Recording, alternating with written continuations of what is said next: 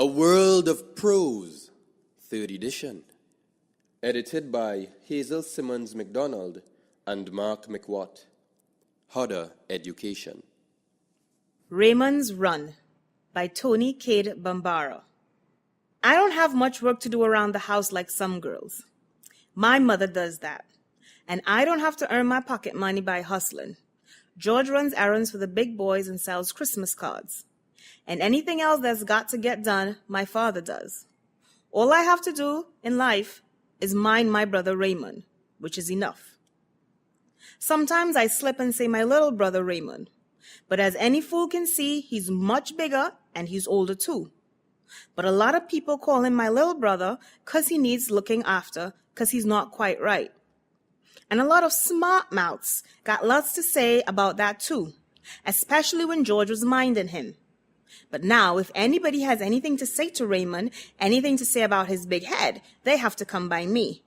And I don't play the dozens or believe in standing around with somebody in my face doing a lot of talking. I much rather just knock you down and take my chances, even if I am a little girl with skinny arms and a squeaky voice, which is how I got the name Squeaky. And if things get too rough, I run. And as anybody can tell you, I'm the fastest thing on 2 feet. There is no track meet that I don't win the first place medal. I used to win the 20-yard dash when I was a little kid in kindergarten. Nowadays is the 50-yard dash. And tomorrow I'm subject to run the quarter-meter relay all by myself and come in first, second, and third. The big kids call me Mercury because I'm the swiftest thing in the neighborhood. Everybody knows that, except 2 people who know better, my father and me. He can beat me to Amsterdam Avenue with me having a 2 fire hydrant head start and him running with his hands in his pockets and whistling. But that's private information. 'Cause can you imagine some 35-year-old man stuffing himself into pal shorts to race little kids? So as far as everyone's concerned, I'm the fastest, and that goes for Gretchen too, who has put out the tailor she's going to win the first place medal this year. Ridiculous. In the second place, she's got short legs. In the third place, she's got freckles. In the first place, no one can beat me, and that's all there is to it.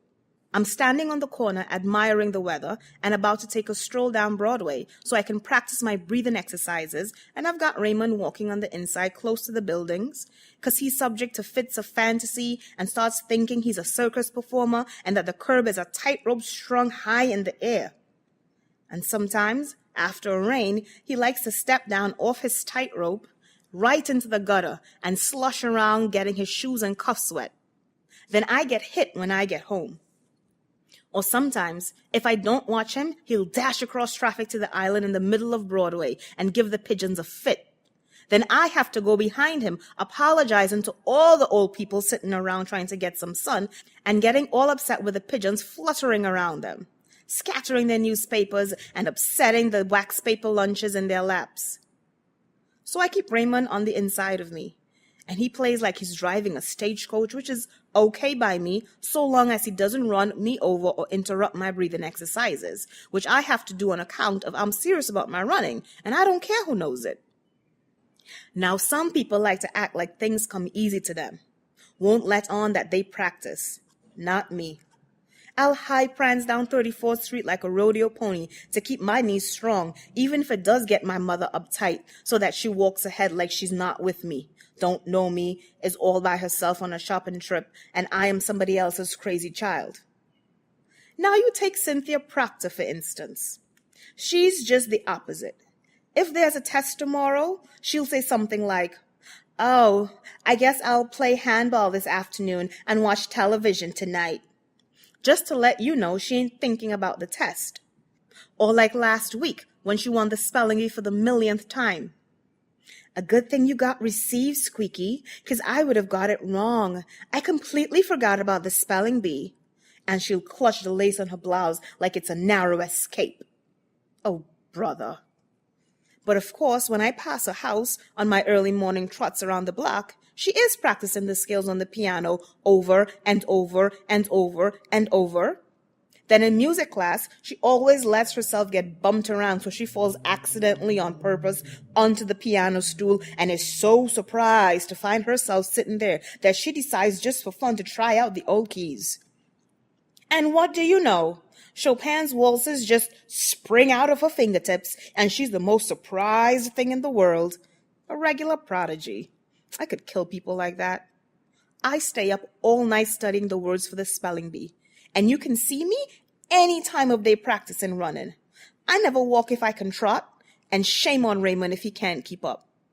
But of course he does, because if he hangs back, someone's liable to walk up to him and get smart, or take his allowance from him, or ask him where he got that great big pumpkin head. People are so stupid sometimes. So I'm strolling down Broadway, breathing out and breathing in on counts of 7, which is my lucky number. And here comes Gretchen and her sidekicks, Mary Louise, who used to be a friend of mine when she first moved to Harlem from Baltimore and got beat up by everybody till I took up for her on account of her mother and my mother used to sing in the same choir when we were young girls. But people ain't grateful, so now she hangs out with the new girl Gretchen and talks about me like a dog. And Rosie, who is as fat as I am skinny, and has a big mouth where Raymond is concerned, and is too stupid to know that there is not a big deal of difference between herself and Raymond, and that she can't afford to throw stones. So they are steady coming up Broadway, and I see right away that it's going to be one of those Dodge City scenes because the street ain't that big, and they're close to the building just as we are. First, I think I'll step into the candy store and look over the new comics and let them pass. But that's chicken. And I've got a reputation to consider. So then I think I'll just walk straight on through them or even over them if necessary. But as they get to me, they slow down. I'm ready to fight because, like I said, I don't feature a whole lot of chit-chat. I much prefer to just knock you down right from the jump and save everybody a lot of precious time. You signing up for the May Day races? Smiles Mary Louise. Only it's not a smile at all. A dumb question like that doesn't deserve an answer. Besides, there's just me and Gretchen standing there really, so no use wasting my breath talking to shadows. I don't think you're going to win this time, says Rosie, trying to signify with her hands on her hips all salty, completely forgetting that I have whooped her behind many times for less salt than that. I always win because I'm the best, I say, straight at Gretchen, who is, as far as I'm concerned, the only one talking in this ventriloquist dummy routine. Gretchen smiles. But it's not a smile. And I'm thinking that girls never really smile at each other because they don't know how and don't want to know how, and there's probably no one to teach us how because grown-up girls don't know either. Then they all look at Raymond, who has just brought his mule team to a standstill. And they're about to see what trouble they can get into through him. What grade you in now, Raymond? You got anything to say to my brother? You say it to me, Mary Louise Williams of Raggedy Town, Baltimore. What are you, his mother? Sasses Rosie. That's right, fatso. And the next word out of your mouth, and I'll be their mother too.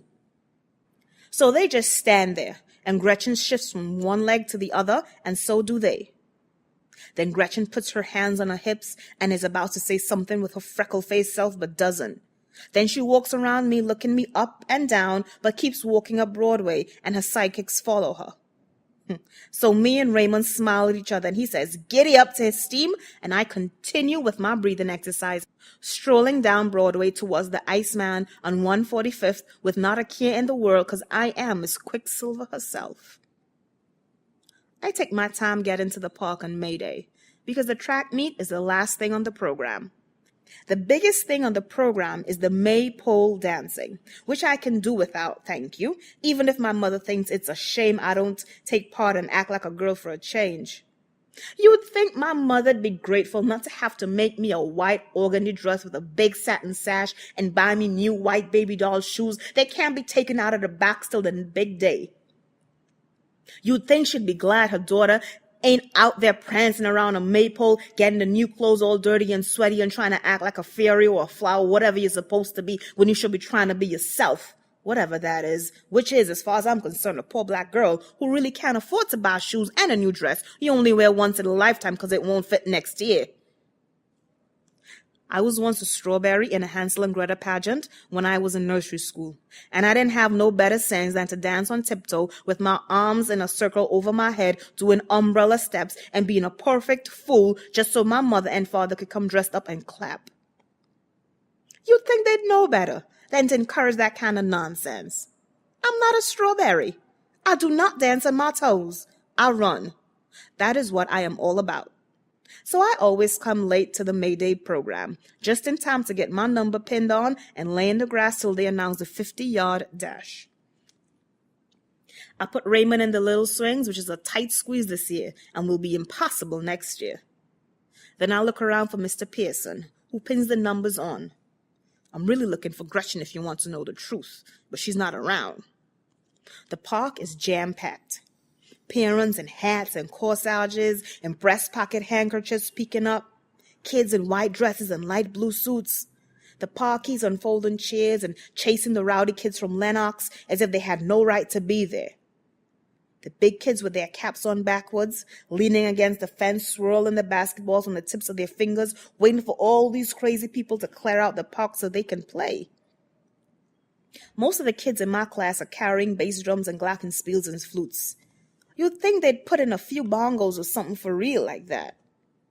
Then here comes Mr. Pearson with his clipboard and his cards and pencils and whistles and safety pins and 50 million other things he's always dropping all over the place with his clumsy self. He sticks out in a crowd because he's on stilts.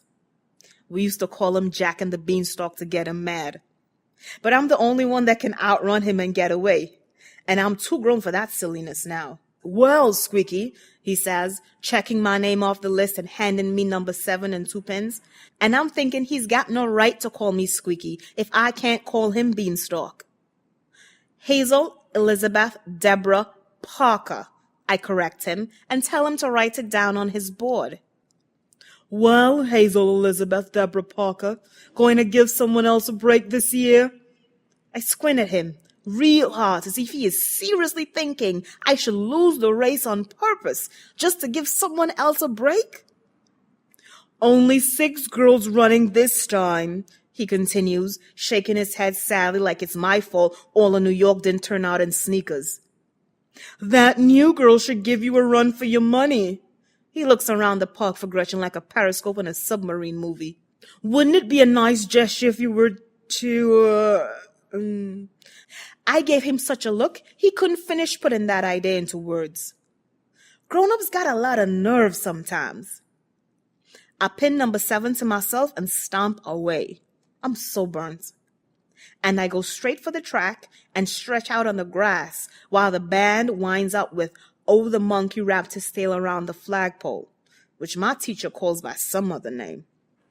The man on the loudspeaker is calling everyone over to the track, and I'm on my back looking at the sky, trying to pretend I'm in the country, but I can't, because even grass in the city feels hard as sidewalk, and there's just no pretending you are anywhere but in a concrete jungle, as my grandfather says. The 20-yard dash takes all of 2 minutes because most of the little kids don't know no better than to run off the track or run the wrong way or run smack into the fence and fall down and cry. One little kid, though, has got the good sense to run straight for the white ribbon up ahead, so he wins. Then the second graders line up for the 30-yard dash, and I don't even bother to turn my head to watch because Rafael Perez always wins.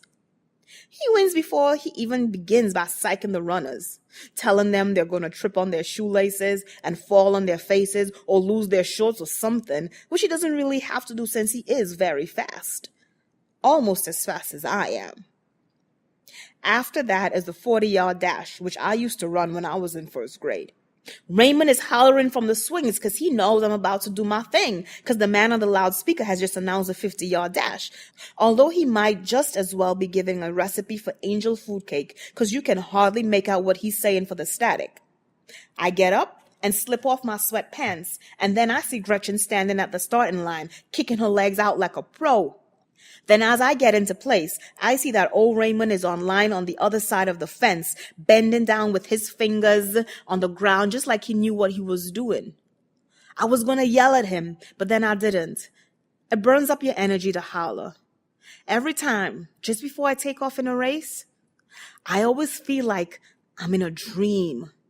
The kind of dream you have when you're sick with fever and feel all hot and weightless. I dream I'm flying over a sandy beach in the early morning sun, kissing the leaves of the trees as I fly by.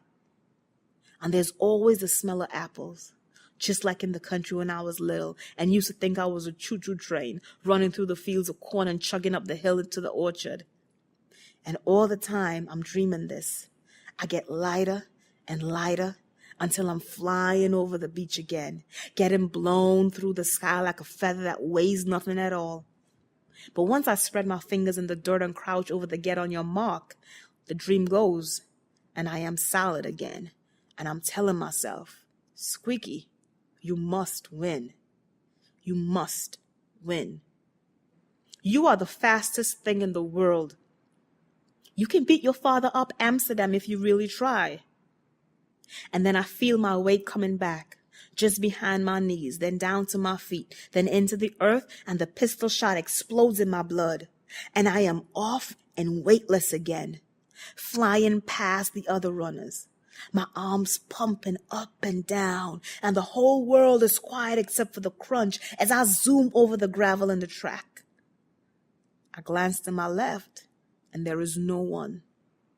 To the right, a blurred Gretchen, who's got her chin jutting out as if it would win the race all by itself.